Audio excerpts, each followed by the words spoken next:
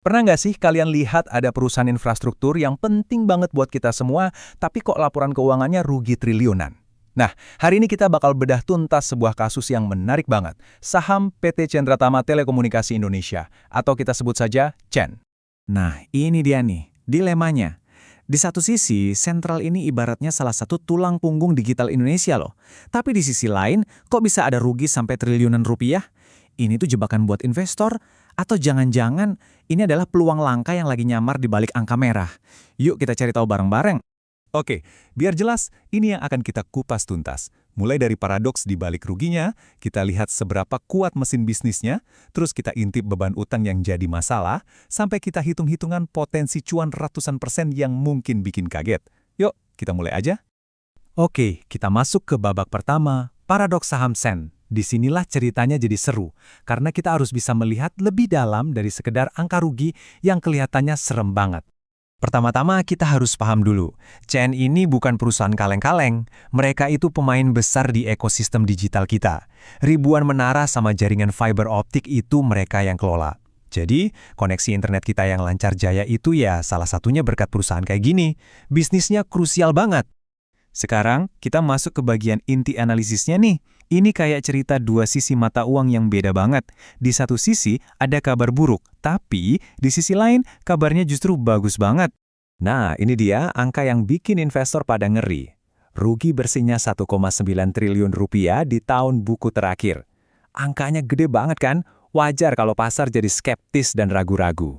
Tapi, disinilah plot twist-nya. Meskipun rugi triliunan, margin laba operasional atau EBITDA-nya itu nyentuh 59,5%.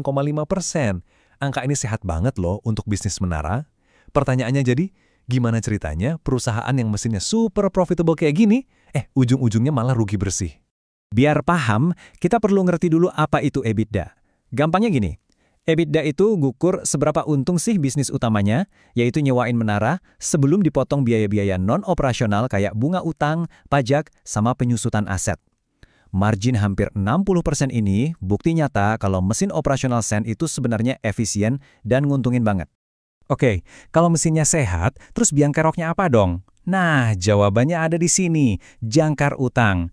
Ini adalah harga mahal yang harus dibayar CEN karena strategi pertumbuhan mereka yang super agresif. Coba lihat deh jejak mereka. Sepanjang tahun 2022, Sentan itu belanja menara gila-gilaan, ribuan jumlahnya. Tentu saja, buat belanja sebesar itu, mereka nggak pakai uang dari kas sendiri, tapi dari utang. Dan kelihatannya strategi ini masih lanjut terus. Dan ini dia hasilnya. Total utang perusahaan jadi bengkak banget, sampai lebih dari 24,5 triliun rupiah. Bandingin sama modal sendiri atau equity-nya yang cuma 3,7 triliun. Wah, ini sih ibaratnya lebih besar pasak daripada tiang. Jadi, kesimpulannya gini, laba operasional super sehat yang kita lihat dari EBITDA tadi, itu semua ludes, habis dimakan sama beban bunga dari utang yang segunung. Nah, inilah penyebab utama kenapa laporan keuangannya jadi merah merona. Kondisi ini langsung bawa kita ke pertanyaan soal valuasi. Ini sahamnya murah karena memang lagi diskon dan jadi kesempatan, atau murah karena emang berisiko banget? Coba deh kita bandingin CNT sama raksasa-raksasa lain di industri yang sama. Perbedaannya tuh kentara banget. Gampangnya gini, CEN itu dihargai murah kalau dibandingin sama nilai bukunya. Tapi ya itu, masih rugi. Sementara pesaingnya yang lain dihargai lebih mahal atau premium karena mereka bisa terus-terusan cetak untung. Sekarang kita lihat angkanya langsung ya. Metrik PB value-nya CENT itu kan cuma 1,04 kali. Coba bandingin sama TBIG yang sampai 3,67 kali. Jauh banget kan? Rasio PI-nya malah negatif. Ya jelas karena masih rugi. Kelihatan banget pasar menilai CENT ini beda dari yang lain. Terus, kenapa harganya bisa beda gitu?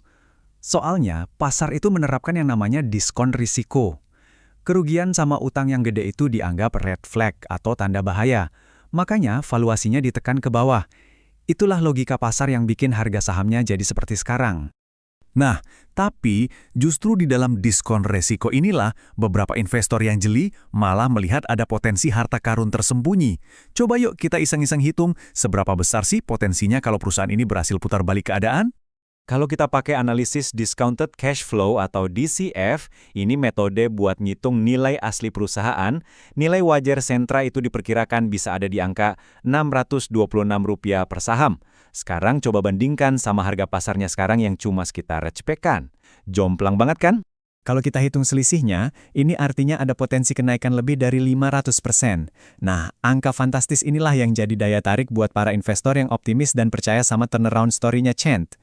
Tentunya potensi sebesar itu butuh pemicu atau katalis. Ada beberapa hal yang bisa jadi pemicunya. Misalnya, permintaan baru dari merger raksasa XL Smartfren, atau kalau mereka bisa manfaatin jaringan fiber optiknya lebih maksimal. Terus kalau suku bunga turun, beban utang mereka bisa lebih ringan. Sampai ada juga potensi dari layanan-layanan baru. Oke, kita udah bedah dari segala sisi nih. Sekarang waktunya kita simpulkan. Ada dua kubu yang saling berhadapan. Kubu bull yang super optimis dan kubu bear yang super pesimis. Tim optimis atau bull ngelihatnya gini, mesin operasionalnya kuat, valuasinya murah, dan potensi untungnya gila-gilaan. Tapi, tim pesimis atau bear ngingetin, jangan lupa, utangnya segunung, ruginya juga triliunan, dan industrinya juga punya resiko sendiri. Ini benar-benar pertarungan klasik antara high risk dan high return. Jadi, kita balik lagi ke pertanyaan di awal. Setelah lihat semua ini, kalian lebih fokus kemana? Ke fundamental operasionalnya yang kuat dengan potensi luar biasa, atau ketumpukan utangnya yang bikin was-was? Keputusan ada di tangan kalian. Berani nggak kalian bertaruh pada turnaround story kayak Cent ini? Seperti biasa, pilihan ada di tangan Anda sebagai investor.